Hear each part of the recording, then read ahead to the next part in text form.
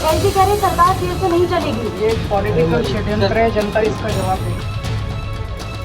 ದಿಲ್ಲಿ ಮದ್ಯ ನೀತಿ ಪ್ರಕರಣದಲ್ಲಿ ಇಡಿಯಿಂದ ಬಂಧಿತರಾಗಿದ್ದಂತಹ ದಿಲ್ಲಿ ಸಿಎಂ ಅರವಿಂದ್ ಕೇಜ್ರಿವಾಲ್ ಅವರ ಇಡಿ ಕಸ್ಟಡಿ ನಿನ್ನೆಗೆ ಮುಗಿತಾ ಇರೋದ್ರಿಂದ ಅವರನ್ನ ದಿಲ್ಲಿಯ ರೌಸ್ ಅವೆನ್ಯೂ ಕೋರ್ಟಿಗೆ ಹಾಜರುಪಡಿಸಲಾಗಿತ್ತು. ಈ ಸಂದರ್ಭದಲ್ಲಿ ನ್ಯಾಯಾಲಯವನ್ನ ನೇರವಾಗಿ ಉದ್ದೇಶಿಸಿ ಮಾತನಾಡಿದಲ್ಲದೆ ತನಿಖಾ ಏಜೆನ್ಸಿ ತಮ್ಮ ಪಕ್ಷವನ್ನು ನುಚ್ಚುನೂರು ಮಾಡಲು ಪ್ರಯತ್ನಿಸ್ತಾ ಇದೆ ಹಾಗೂ ಯಾವುದೇ ನ್ಯಾಯಾಲಯ ತಮ್ಮನ್ನು ತಪ್ಪಿತಸ್ಥ ಅಂತ ಘೋಷಿಸಿಲ್ಲ ಅಂತ ಹೇಳಿದ್ರು. ನನ್ನನ್ನ ಬಂಧಿಸಲಾಗಿದೆ, ಆದರೆ ಯಾವುದೇ ನ್ಯಾಯಾಲಯ ನನ್ನ ದೋಷಿ ಅಂತ ಸಾಬೀತುಪಡಿಸಿಲ್ಲ.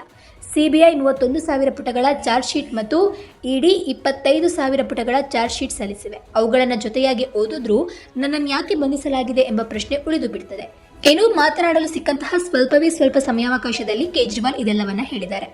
ಎಂದು ನನ್ನ ಹೆಸರು ಕೇವಲ 4 ಬಾರಿ ಉಲ್ಲೇಖಗೊಂಡಿದೆ.